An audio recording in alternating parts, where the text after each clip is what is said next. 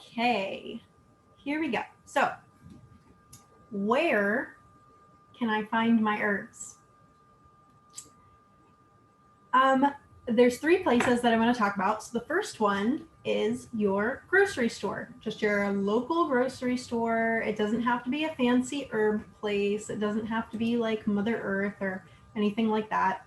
You could just go to the store and get some herbs and start making some cool stuff with them. So one of the things I wouldn't get if you're going to be making like tinctures or salves or something like that is powder.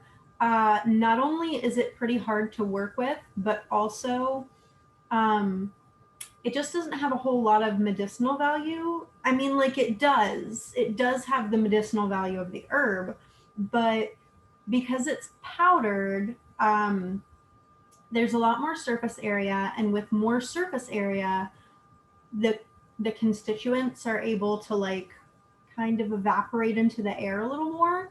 So powder would not be my first choice for working with herbs. However, if that's all you have, that's all you have.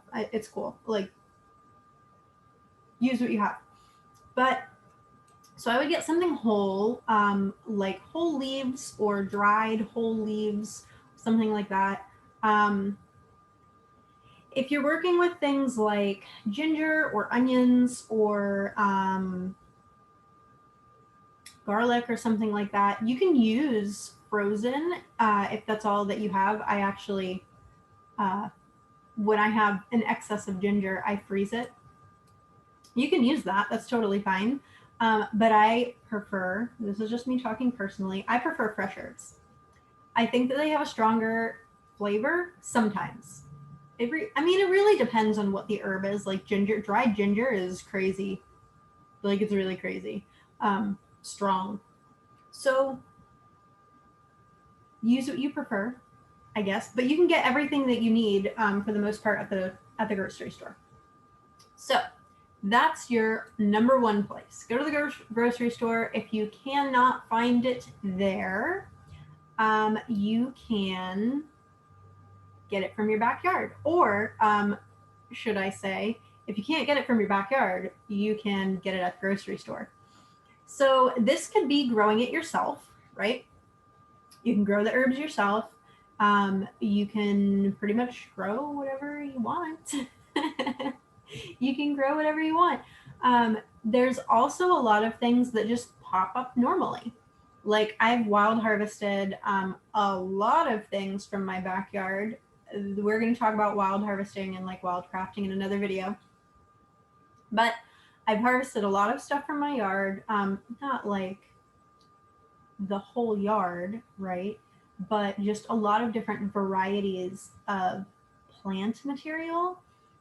It's crazy what will pop up, you know? And one of my mentors was actually talking about nurturing the weeds in her yard that just popped up. Like they did a raised garden bed and weeds found their way in, and they were like, oh, I recognize this one, and oh, I recognize this one too, and oh, look at this one. And they were like, wow, these all have really good medicinal benefits. Let's just water them and see what happens. Like, we're going to leave them alone. We're not going to pull them. So they did. And they said it was one of the best herb gardens they've ever had. So I'm totally into that. If something pops up in my yard, I want to know what it is. And I am going to do some research and figure out how and if I can work with it. So that's what I've been doing. And I've been, I've worked with so many things. Henbit and chickweed are my two ones for this month. We'll see what we do next month. But so many things are popping up in the yard.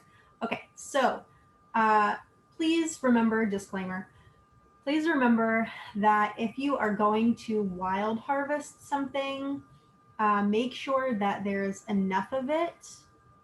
And I mean like a lot of it, right? Not just, oh, I see one flower, I'm going to pick it. Please don't do that. Make sure that there's like a bunch. And if it keeps coming and it keeps coming and it keeps coming, or if you can see it for as far as your eye can see, you're good. You can take some of it. However, if it's just one leaf or just one flower, please don't take it. Sad face. Please don't take it, because you don't know if that herb or that plant is going to regenerate enough for you to be able to have some. So if you know the area and you know that there's a ton and a ton and a ton and a ton of whatever you are wanting to grab, go ahead. But if not, please be respectful to the plant and to the land and to the animals and to the bees who might also want it, and don't take it. Okay. Oh, number 3, that's where we are. Okay, so number 3, small businesses, or online, or both. Small businesses online small businesses. So you can always grab stuff from there. Just make sure that you know where it's coming from. So if you're looking into buying some herbs, right? Don't go to Amazon and just be like, give me some herbs, especially if it's something weird, not weird, but like something that you wouldn't normally find in a grocery store, like Angelica. I know it's not in my grocery store, but if you are looking for that and you go on Amazon and you've never worked with this herb before, you may or may not get Angelica. You may or may not. And that, it really just ties into being ethical and sustainable and all that good stuff. I wouldn't get herbs from a really big, online place like that. But if that's your thing, that's your thing. That's fine. Whatever. I'm not going to judge. I'd rather get them from small businesses, though, just because most of the time they grow their own. And you can get to know your dealer, right? You can get to know the person who is providing you with these herbs, or if they make their own stuff, like salves or whatever, elixirs and things like that. If they're making those and selling them on like Etsy or something like that, a lot of times they grow that stuff themselves, or they are harvesting it sustainably, or they're getting it from someplace like Mountain Rose Herbs, which is quite a large retailer, but they're very sustainable in their practices, and the prices for what you get are really reasonable, right? So make sure you're doing research on where your herbs are coming from. Yeah? Okay. So with that said, if you want to support a small business, I ship out monthly surprise boxes with herbal treats every month. And they're really fun. I do grow a lot of the stuff myself. Some of it is wild harvested from my yard. We are working on growing more stuff so that I can have more things to experiment with. And I've made it a point to make myself a couple of items every month. So what you'll find in the description, I'll link everything in the description, but what you'll find is that it says you will be provided with 1 to 3 items in your box. And that's what I've set as a goal for myself to try. So 1 to 3 brand new things every month, just for me. And when I set that goal, I was like, well, maybe other people would like to experience this with me.